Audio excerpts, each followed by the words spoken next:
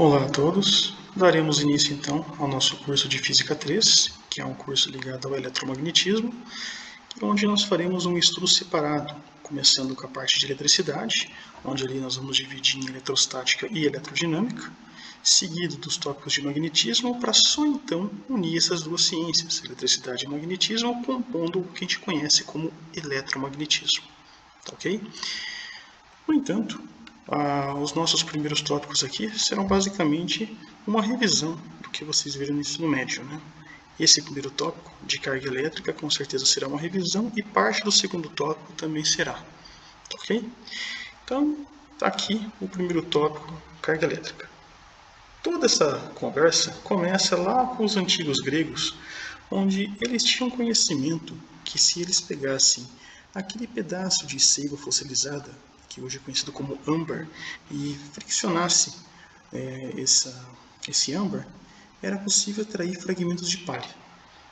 Tanto é que a palavra elétron vem do grego e deriva da palavra âmbar. E também eles tinham conhecimento que existiam alguns minérios na natureza que podiam atrair fragmentos de ferro. Esses minérios eles deram o nome de magnetitas. Mas foi só em 1820, com uma experiência de Hans Christian Ørsted, onde reza a lenda, ele acabou esquecendo uma bússola do lado de um circuito elétrico. E quando ele fechou o circuito, ou seja, uma corrente elétrica estabeleceu-se por esse circuito, algo que ele não esperava aconteceu. A agulha da bússola sofreu uma deflexão. Esse foi o pontapé inicial para se unir essas duas ciências que até então eram estudadas de forma completamente distinta, a eletricidade e o magnetismo.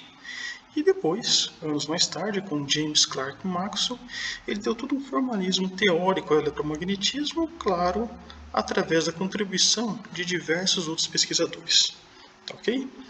Mas, antes de a gente entrar nesse mérito, vamos falar então sobre o primeiro tópico, o primeiro ponto, que é o processo de eletrização por fricção. Eu acredito que deve ser do conhecimento comum, todos vocês já devem ter feito, ou pelo menos devem ter ouvido alguém pegar um pente, uma caneta, esfregar no cabelo e depois atrair os pedacinhos de papel, não foi? Esse tipo de experimento que a gente pode fazer em casa nada mais é do que uma manifestação de carga elétrica, o primeiro tópico que nós estamos estudando aqui, tá certo? E esse tipo de manifestação acontece desde um experimento bobinho desse que a gente pode fazer em casa, até mesmo no relâmpago. Quando um corpo possui exatamente a mesma quantidade de carga positiva e negativa, dizemos que esse corpo está eletricamente neutro, ou seja, ele não tem um excesso de uma dessas duas que pode interagir com outro corpo. É só quando ele tem esse excesso que nós dizemos que o corpo está eletricamente carregado. Agora, dependendo de como será o laboratório de vocês, o professor pode escolher abordar alguns experimentos, pelo menos de forma ilustrativa, ligados à eletrostática ou não. Caso não aconteça, vamos aqui a um experimento simples. Imagine que você tenha uma barra de vidro e você pega um pedaço de seda e faz uma fricção aqui em uma das extremidades.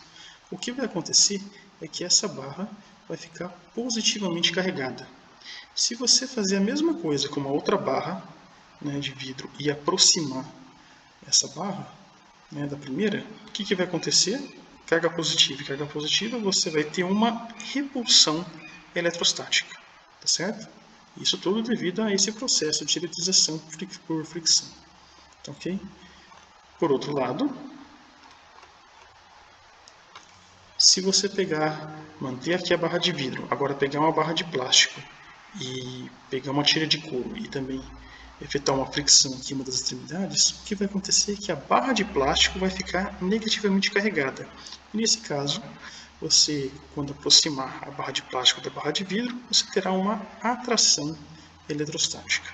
Contudo, há uma característica em comum, tanto nesse experimento como nesse experimento aqui. Vocês saberiam apontar qual seria essa característica comum? É simples. Tanto nesse processo de eletrização por repulsão quanto nesse de atração, onde você tinha aqui duas barras de vidro positivas e aqui uma barra de vidro com uma barra de plástico, onde a barra de vidro era positiva e a plástico negativa, no processo de fricção, o que aconteceu foi que os elétrons se moveram de um material para o outro. É sempre os elétrons que se movem. Aqui, como você pode ver, o vidro cedeu elétrons para a seda. E aí, o vidro ficou positivamente carregado. E aqui, o couro cedeu elétrons para o plástico, fazendo com que o plástico ficasse negativamente carregado. Tá certo?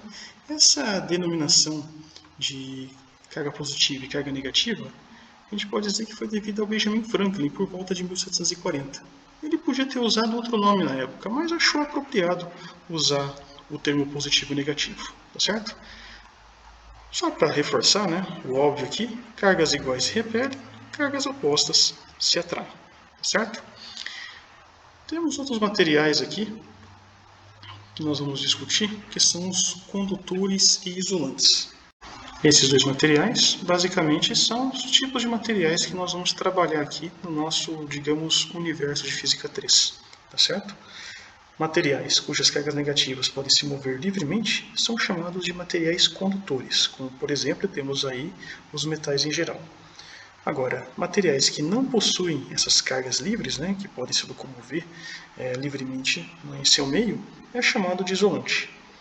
Se segurarmos, por exemplo, uma barra de cobre e aplicarmos uma fricção em algum ponto dela, por exemplo com lã, não é possível carregá-la, pois todo excesso de carga se moverá imediatamente através do nosso corpo, uma vez que nós também somos condutores, até o chão. Nós assim estaríamos estabelecendo o que a gente chama de ligação terra. Para poder carregar essa barra de metal, seria preciso usar, por exemplo, uma luva isolante, tá certo? É a estrutura e natureza dos átomos que vai dizer se o material ele é condutor ou isolante. E um átomo, pelo menos a forma clássica dele, acredito que também é do conhecimento comum. Nós temos aqui um núcleo formado por prótons positivamente carregados e nêutrons, sem carga. E temos uma eletrosfera com elétrons negativamente carregados circulando em várias camadas aí de valência, correto? Quando os átomos de um condutor se reúnem para formar um sólido, os elétrons das últimas camadas de valência conseguem se soltar dessa camada e percorrer livremente o material. O cobre, por exemplo, na última camada de valência, ele tem pelo menos um elétron que a gente chama de elétron de condução. É por isso que o cobre ele é tão condutor, tá certo? Então, por átomo, ele tem pelo menos um elétron de condução, tá ok? Quando você aproxima, por exemplo, a barra de plástico negativamente carregada dessa barra de cobre, tá? Que ela está inicialmente eletricamente neutra, o que vocês acham que vai acontecer? Se ela está neutra, significa que ela tem a mesma quantidade de carga positiva e negativa. No momento em que você aproxima a barra de plástico com essa carga negativa aqui, o que vai acontecer é que você vai repelir as cargas negativas aqui, os elétrons de condução dessa barra para a extremidade mais distante e vai deixar essa parte aqui positivamente carregada, como vocês estão vendo aqui. Nesse caso, vocês vão ter uma atração eletrostática. E, nesse caso, você deixou a ponta desse lado esquerdo aqui carregada positivamente e essa ponta aqui do lado direito carregado negativamente. Esse processo de eletrização é chamado de eletrização por indução, tá certo? E para que essa barra fique de fato carregada, porque ainda ela não está, ela está com a mesma quantidade positiva e negativa, você só polarizou a barra. Basta você fazer uma ligação terra. E aí todo esse excesso de carga negativa que está aqui, ele passa para o fio e vai para a terra. E aí a barra ficaria positivamente carregada. Tá ok? E se você fizesse a mesma coisa, mantesse aqui a barra de cobre suspensa, ainda eletricamente neutra, só que agora, ao invés da barra de plástico, você usasse a barra de vidro positivamente carregada, você também teria uma atração eletrostática. Isso aconteceria porque se a barra aqui fosse positiva, você atrairia os elétrons de condução para essa extremidade, como estamos vendo aqui. Então aqui essa ponta esquerda ficaria eletricamente carregada, né, com carga negativa, e a extremidade da direita com carga positiva. Ela ainda assim estaria neutra, correto? E para você tornar essa barra carregada, basta fazer a ligação terra. O que vai acontecer? Elétrons aqui da Terra vão percorrer o fio e vão neutralizar essa extremidade positiva, deixando assim a barra de cobre negativamente carregada. Tá ok? E aqui também, olha só, temos a atração eletrostática. Além dos condutores isolantes, há dois tipos de materiais que serão apenas mencionados aqui. Um deles é chamado de semicondutores, que, como o próprio nome sugere, pertence a uma classe intermediária entre condutor e isolante. Temos aí basicamente o silício e o germânio. Eles têm uma ampla aplicação na eletrônica e na microeletrônica. E também temos os materiais que a gente chama de supercondutores. Esses materiais basicamente não oferecem nenhuma resistência ao movimento dos portadores, daqueles elétrons de condução, ao longo do seu meio material. Tá certo? Porém, quando a gente lida com o supercondutor, a história é um pouquinho diferente. Os supercondutores são difíceis de trabalhar. A primeira vez que foi observado um material que atingiu essa propriedade de supercondutividade foi em 1911, com um composto à base de mercúrio sólido. E ele só conseguiu atingir essa propriedade a uma temperatura de 4,2 Kelvin. Então, se vocês lembram lá de Física 2, 4,2 Kelvin é ali próximo de 269 graus Celsius negativo, ou seja, é muito frio, certo? Os materiais mais modernos conseguem adquirir essa propriedade de supercondutividade a uma temperatura bem mais elevada, por volta de 131 graus Celsius negativo, ou seja, é uma temperatura que está muito longe da nossa temperatura ambiente. Razão pela qual vocês não vão encontrar supercondutores assim em qualquer loja de ferragem, tá certo? Basicamente a aplicação deles ainda está restrita em laboratório, feita para poder criar bobinas com campo magnético intenso ou em ressonância magnética nuclear, tá ok?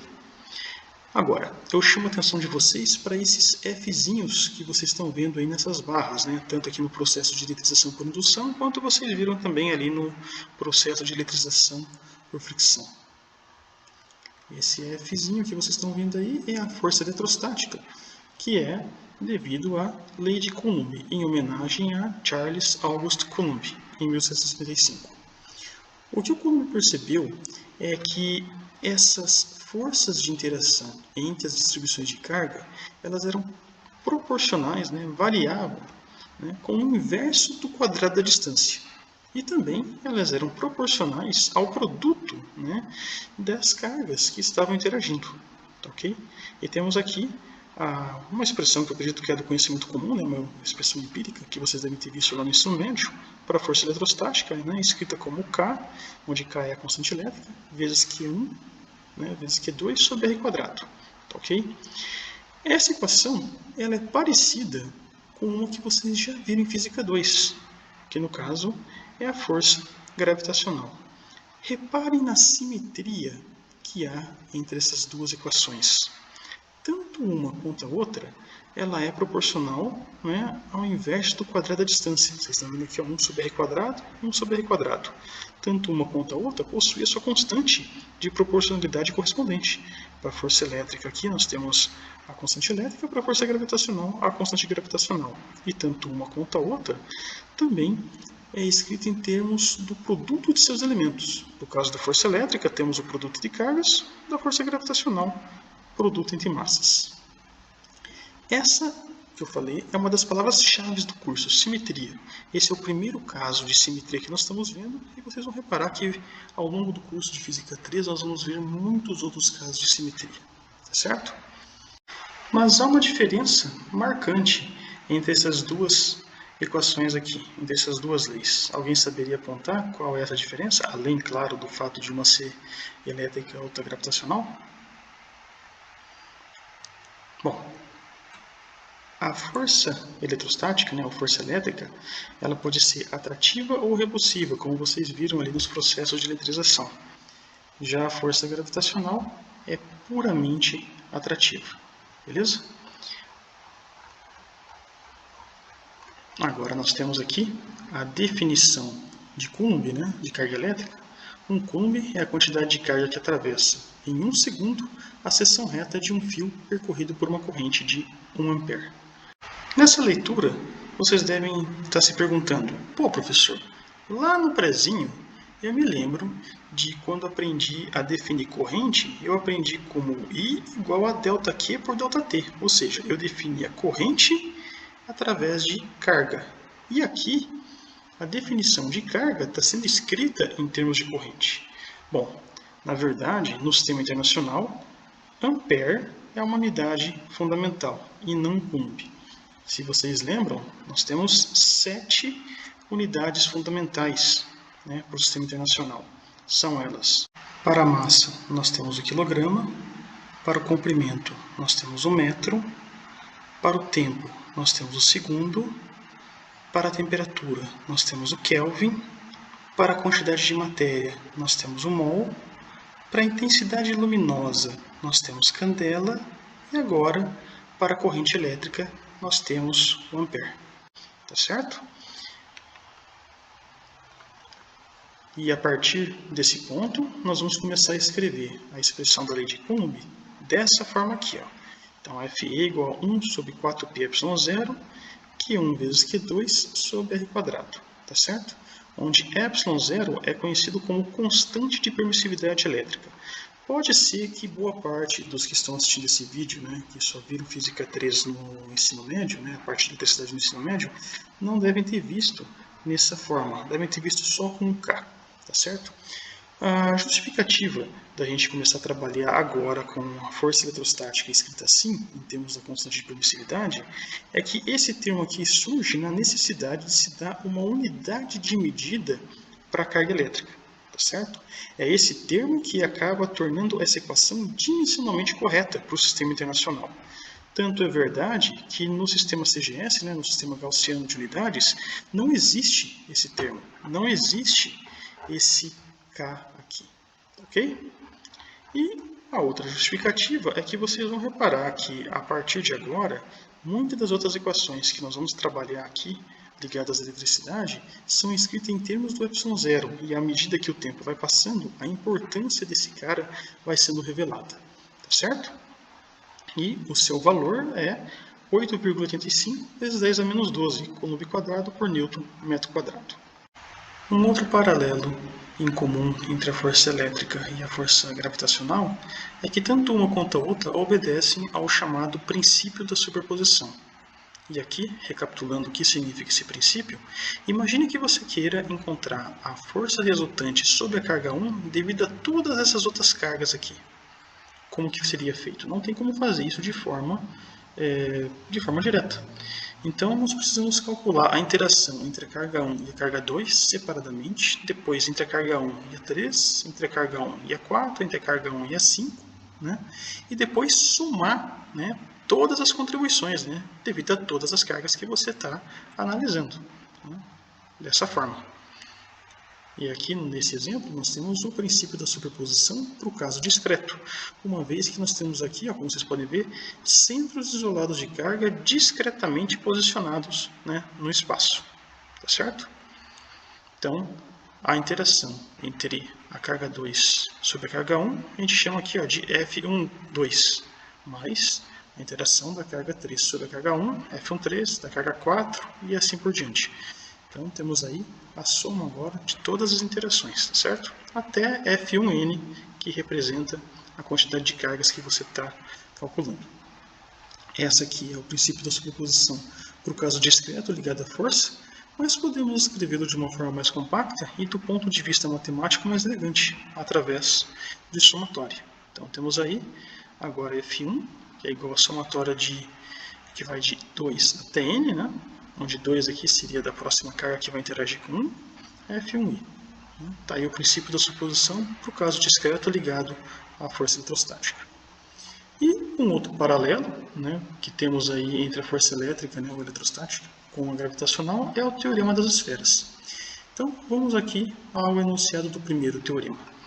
Para uma casca esférica, uniformemente carregada atrai ou repele uma carga externa a essa casca, né, como se toda a sua carga estivesse no centro dessa casca. Então vamos considerar o seguinte: temos aqui uma casca esférica, tá, uniformemente carregada com uma carga mais Q positiva, e temos a carga Qzinho que está externa, e você quer calcular a força dessa esfera, né, dessa casca esférica sobre essa carga. Então, segundo o teorema, o que nós podemos considerar é toda essa carga mais Q concentrada aqui no centro. E aí vamos levar em consideração essa carga pontual aqui em relação a essa distância R, né, da carga externa. E assim podemos usar a lei de Coulomb para escrever a força dessa forma: 1,4πε0, Qzão vezes Qzinho, né, Qzão vezes Qzinho, sobre R quadrado, né, onde R é a distância de separação entre a carga externa, né, e o centro da casca esférica, onde nós temos aí a concentração da carga mais Q. Tá, ok? Logo, logo nós vamos provar aí esse primeiro teorema também nos tópicos que virão a seguir. O segundo teorema é o seguinte: uma casca esférica uniformemente carregada não exerce nenhuma força eletrostática sobre uma carga em seu interior.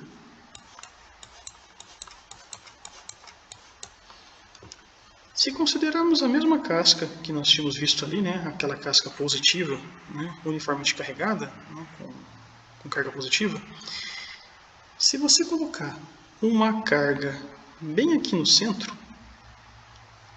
e pegar um pedacinho dessa casca positiva, o que vai acontecer? Esse pedacinho aqui sendo positivo e considerando que essa carga seja positiva, você vai ter uma força de repulsão que vai atuar para baixo, não é? Em contrapartida, se você pegar um outro pedacinho aqui, positivo também, esse pedacinho vai exercer uma força sobre essa carga que vai apontar para cima, correto? Então, essas duas contribuições ao longo desse eixo vertical, se cancelam. Se você fizer a mesma coisa ao longo do eixo horizontal, olha só, pega esse pedacinho positivo aqui, vai exercer uma força de repulsão sobre essa carga, né, apontando para a esquerda. E, em contrapartida, pegar esse pedacinho positivo, vai exercer uma força sobre essa carga, apontando para a direita. Então, ao longo do eixo horizontal também, ó, essas contribuições se cancelam. Então, a força vetorial resultante aqui no centro é igual a zero. Beleza?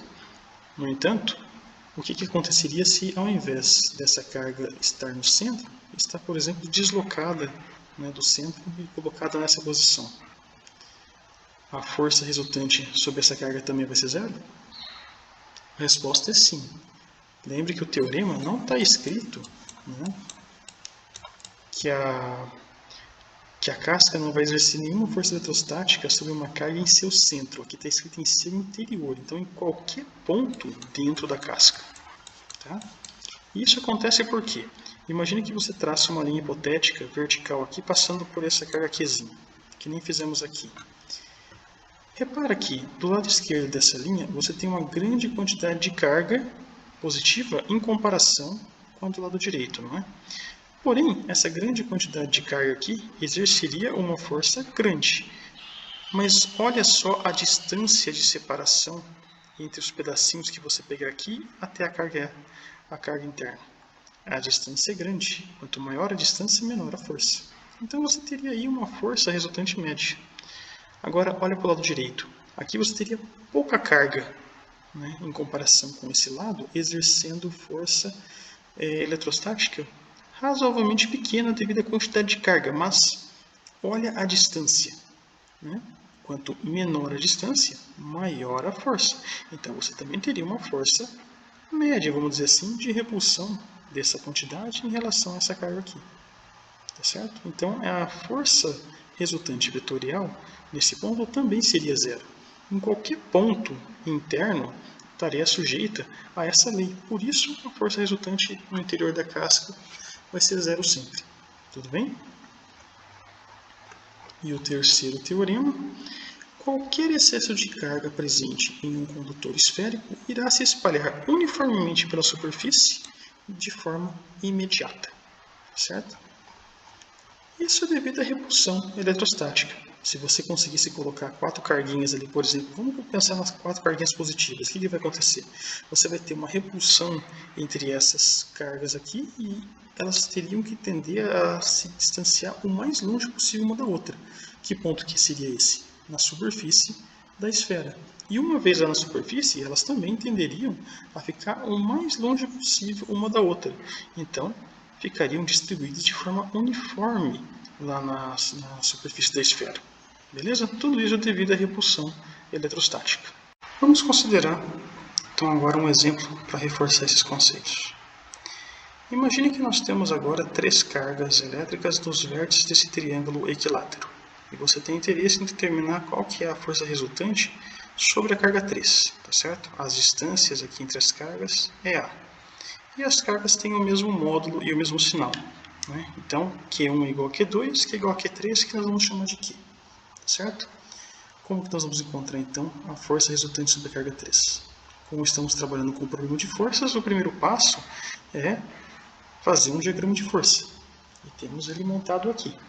Então, temos a força F31, né, da carga 1 sobre a carga 3, né, que aponta aqui no sentido nordeste, e a força da carga 2 sobre a carga 3, que aponta aqui no sentido noroeste, que estamos chamando de F32.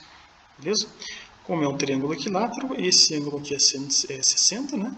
Esse aqui é 60 também. E aqui também é 60, aqui é 60. Beleza? Temos um diagrama de força montado. O próximo passo é o princípio da superposição. Então, temos aqui F3 igual a somatória, com os índices indo de 1 até 2, F3i. 2 porque temos aí, como vocês podem ver, duas forças atuando sobre a carga 3. Ao longo do eixo Y, né, essas duas forças vão se somar, correto? E ao longo do eixo X, essas duas forças, como tem o mesmo módulo, mas as projeções dela aqui ao longo do eixo horizontal, né, tem a mesma direção, mas sentidos opostos, elas vão se cancelar, né, e se somar aqui ao longo do eixo Y. Vamos trabalhar primeiro então com o eixo Y. Temos então F3Y, né, somatória índice de 1 até 2, F3YI. Temos F31 cosseno de 30 mais F32 cosseno de 30, uma vez que se esse ângulo aqui é 60, esse ângulo preto aqui é 30. Tá? As projeções ao longo do eixo Y das duas forças aqui é com cosseno, já que essa componente aqui é adjacente à outra. Como F31 e F32 têm o mesmo módulo, né, e cosseno de 30 que é igual nos dois termos, podemos fazer, por exemplo, duas vezes F31 cosseno de 30. Como foi possível escrever aqui, tá certo? F3y igual a 2 F31 cosseno de 30. Agora é só abrir esse termo F31, né, que é dado pela lei de Coulomb, 1 sobre 4πε0, Q1 vezes Q3 sobre a distância ao quadrado entre Q1 e Q3. Né? Lembrando que a distância entre os vértices é tudo A. Né? Cosseno de 30 é raiz de 3 sobre 2, então esse 2 simplifica com esse 2. E podemos escrever aqui a componente da força sobre a carga 3 ao longo do eixo Y como raiz de 3 sobre 4πε0, que é quadrado sobre A quadrado. Ok? Para o eixo X, podemos recapitular essa figura. Temos as projeções de F31 e F32 ao longo do eixo horizontal.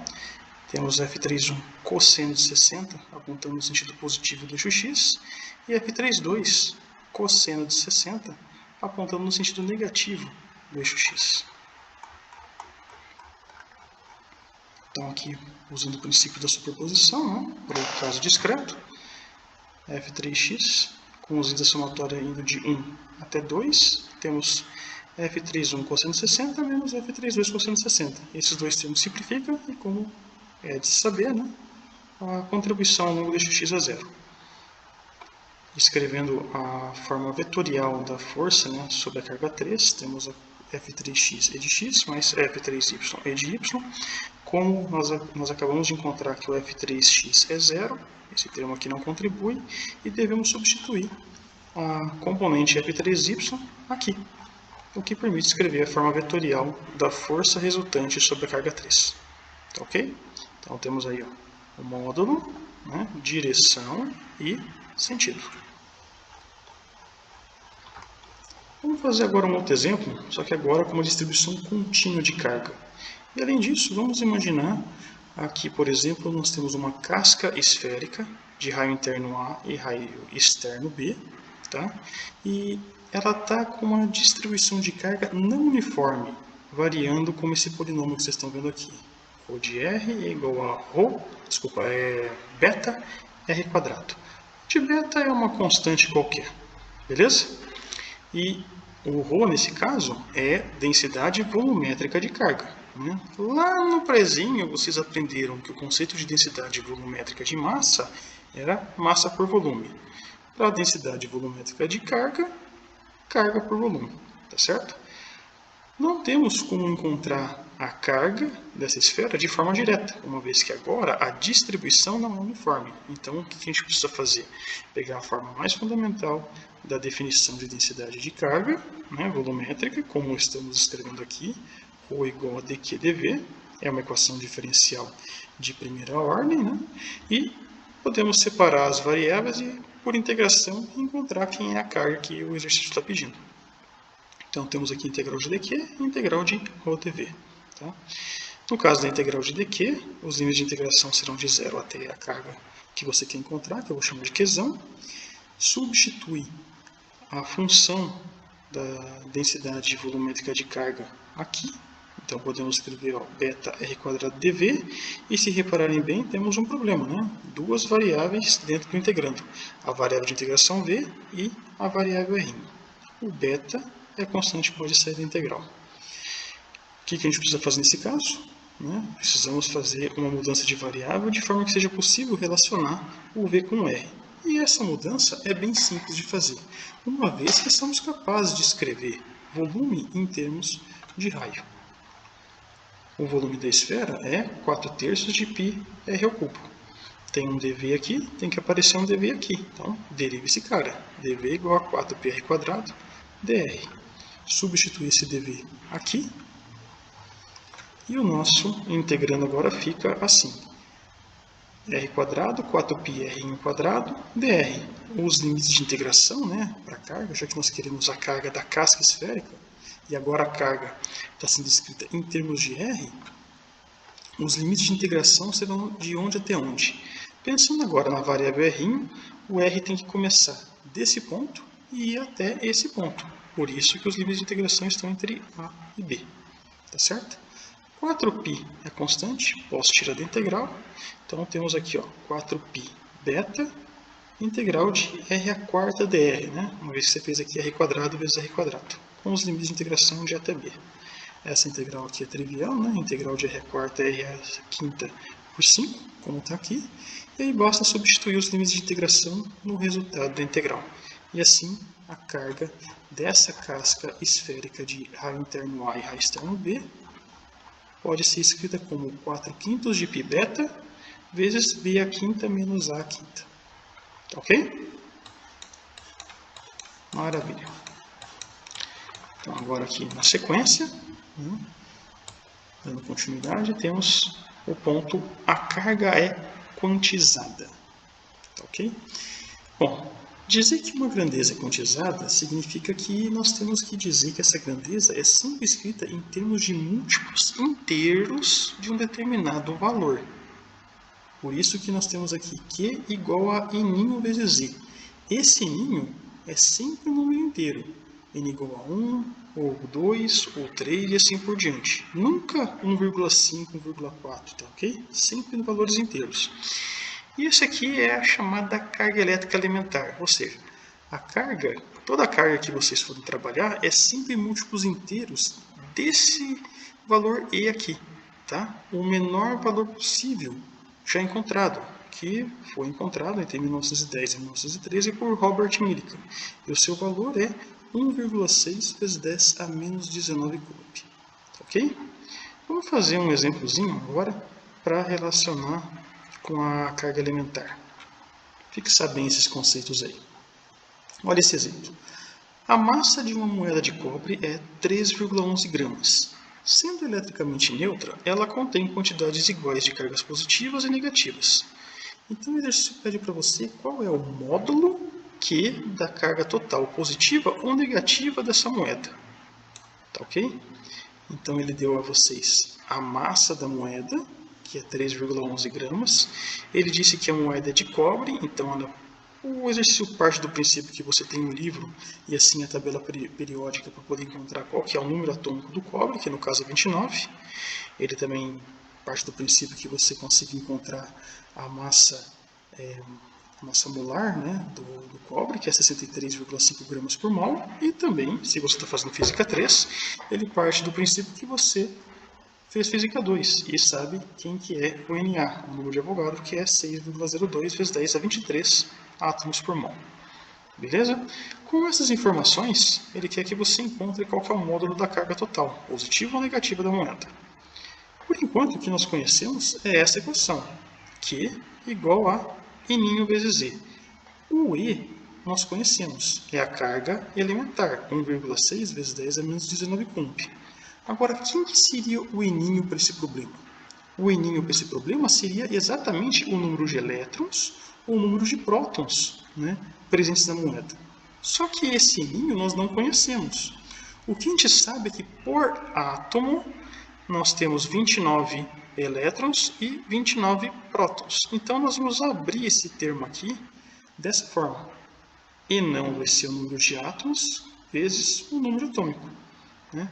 O número de átomos vezes o número atômico te dá o número de elétrons ou o número de prótons. Tá ok? Então sabemos agora quem que é o Z, quem que é o Ezinho. Precisamos encontrar quantos átomos tem a moeda. E para isso nós vamos usar essas informações que temos aqui. Vamos fazer isso através de um sistema de balanceamento de equação, de dimensionalização de equação. Por exemplo, queremos átomos, que é o número N. Das informações presentes aqui, qual delas que tem na unidade de medida a palavra átomos? É o Na, átomos por mol. Então eu vou igualar N igual a Na apenas. Então você teria aqui desse lado, ó, átomos igual a átomos por mol. A equação não está balanceada, não está dimensionalmente correta, perfeito? Esse mol aqui está atrapalhando. Vamos sumir com esse mol. Para simplificar com ele, qual das unidades que nós estamos trabalhando ali que tem a unidade de medida escrita em termos de mol? É a massa molar, tá? Gramas por mol. Né? Mas o mol está dividindo aqui, então o que eu vou fazer? Eu vou dividir, né, pela massa molar aqui. E assim a unidade de medida inverte, fica ó, mol por grama. Tá certo? Agora sim, ó, esse mol simplifica com esse mol. Só que ainda, olha só, você tem átomos igual a átomos por grama. Não está dimensionalmente correta. Então o que eu faço? Multiplico por m, né, essa equação, né, porque daí você tem agora, ó, grama pode simplificar com grama. E aí sim você tem uma equação dimensionalmente correta. Ó, átomos de um lado, átomos do outro. Tá? Então basta substituir esse m agora aqui, o que permite escrever a carga presente na moeda positiva ou negativa, que é Na vezes Mz e sobre massa molar.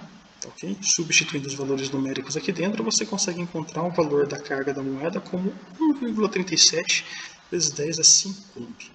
Tá? Ou seja, é uma quantidade considerável se você pensar somente na carga positiva ou negativa. Você não leva um choque numa moeda de 5 centavos, né, que é feita de cobre ali, porque ela tem a mesma quantidade positiva e negativa. Ela está eletricamente neutra. Beleza? Então, dando continuidade, o próximo ponto é a carga é conservada. Dizer que a carga elétrica é conservada significa que ela obedece à mesma lei de conservação que vocês viram lá em Física 1, lei de conservação de energia e de momento. Assim como energia e momento, carga não pode ser criada, tampouco destruída, tá certo? E aqui eu vou mostrar alguns exemplos ilustrativos, né, que reforçam essa ideia. O primeiro deles é chamado de decaimento radioativo. E nesse decaimento nós temos o decaimento do urânio 238. Tá?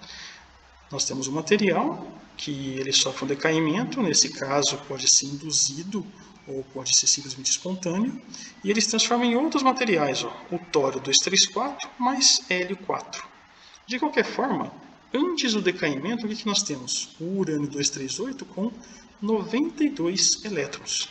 Depois que ocorreu o decaimento, independente de como isso aconteceu, você tem o tório 234 com número atômico de 90E, mais o hélio 4 com número atômico de 2E, como vocês podem ver aqui. Então, antes do decaimento você tem 92 elétrons, né, ou prótons, e depois do decaimento você continua com 92 elétrons ou prótons. Tá ok? Agora, energia também não pode ser criada e nem destruída. O que aconteceu com a energia, né, de ligação entre esses dois átomos aqui quando formavam o urânio? O que aconteceu é que quando aconteceu esse decaimento, essa partícula aqui saiu do tório com uma velocidade muito alta. Essa partícula aqui é chamada de partícula alfa, tá certo? Ou seja, a energia de ligação que estava juntando aqui o tório com o hélio foi transferida na forma de energia cinética para o hélio 4. Tá ok? E nesse caso também é importante mencionar que o urânio ele sofre vários outros decaimentos. Na verdade, ele tem 14 etapas de decaimento até atingir o chumbo 206 com 82 elétrons, tá certo? Esse átomo de chumbo ele já é um átomo bem estável, ok? E aí ele já não sofre mais decaimento espontâneo. Beleza, gente? Essa, na verdade, é, vamos dizer assim, uma forma de a gente entender o princípio, mas assim, bem simplório do que seria uma usina nuclear.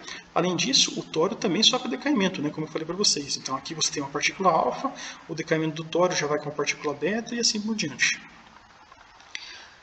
Um gerador, né, se eu pensar agora numa usina nuclear, essa, gente, é a forma mais simplória que eu consegui pensar, tá certo? Imagine que você tem aqui uma piscina cheia de água e ela está aqui, ó, presa a uma caldeira fechada. E você pega ali o urânio e taca aqui na água. Você vai induzir o decaimento quando você jogar o urânio aqui na água, e o que vai acontecer é que as partículas do decaimento, né, as partículas alfa, beta, enfim, que foram sofrendo decaimento aqui, vão se chocar com as moléculas de água e elas vão aquecer essa piscina. E nesse caso, você vai aumentar a pressão dessa caldeira que você fechou e você pode controlar, pela diferença de pressão, o acionamento de um gerador elétrico, produzindo assim eletricidade. Tá ok? E essa seria a ideia mais simplória possível de uma usina nuclear. Tá ok então, pessoal? Um outro exemplo ilustrativo, né, para a ideia de conservação de carga é o chamado processo de aniquilação. Nesse caso, nós temos uma partícula, que é o elétron, né, carregado negativamente, ele se choca com a sua antipartícula correspondente, que é o pósitron, que nada mais é que um elétron carregado positivamente. No caso, nós temos o elétron, que seria a partícula matéria, com o pósitron, com partícula antimatéria. Tá ok? O resultado do choque entre essas partículas, né, matéria e antimatéria, forma um raio gama, tá? Com alta energia.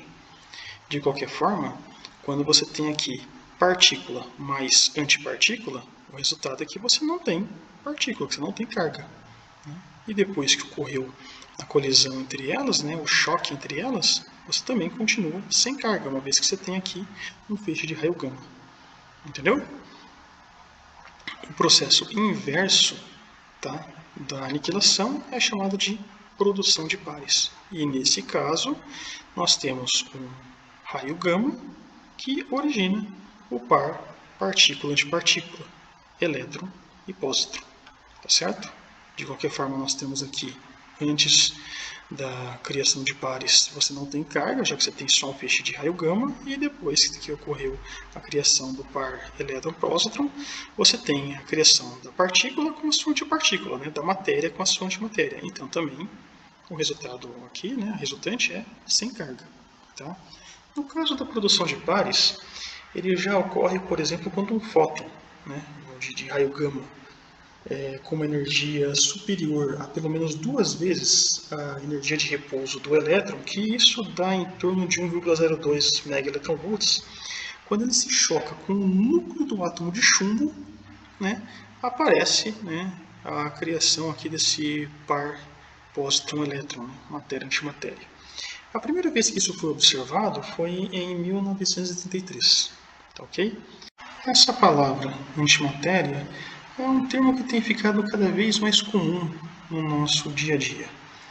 E, embora ela possa aparecer em artigos científicos ou até mesmo em programas de ficção científica, o uso da antimatéria ainda é muito restrito. Nós estamos gravando esse vídeo aqui em dezembro de 2020 e eu posso dizer para vocês que o uso dela ainda é muito limitado. Basicamente, o que a gente consegue fazer com ela é explodir coisa. Nós não temos ainda, vamos dizer assim, uma finalidade honesta para a antimatéria. Tá ok? Mas ela promete muita coisa. Tá ok? E eu sempre encerro a aula com um questionamento. Se para cada partícula existe a sua antipartícula correspondente, aqui eu estou falando do elétron e do pósitron, né? Mas também o próton, o nêutron também tem as suas antipartículas correspondentes. Né? Se para cada partícula existe uma antipartícula correspondente, se para cada pedacinho de matéria existe um pedacinho de antimatéria, eu peço que vocês respondam essa pergunta. Olhem a vastidão de matéria que existe ao nosso redor. Tentem sair do nosso planeta, tentem imaginar fora, até onde a sua mente aguenta. Olha quanta matéria que nós temos aí. Se essa lei de conservação é verdade, cadê a antimatéria correspondente a tudo isso? Né? Quem conseguir responder essa pergunta, né, tem um prêmio Nobel aí esperando por vocês, tá ok? Aí, claro, mais 0,5 na PS. Tranquilo então, pessoal? Mas lembre-se, tem que contar para mim. Tá? Então eu vou encerrar a aula de hoje por aqui, tá certo? Eu fiz alguns exemplos com vocês aí, né, do livro, e vou pedir para que vocês façam os demais desse tópico. Então é isso, pessoal. Até a próxima.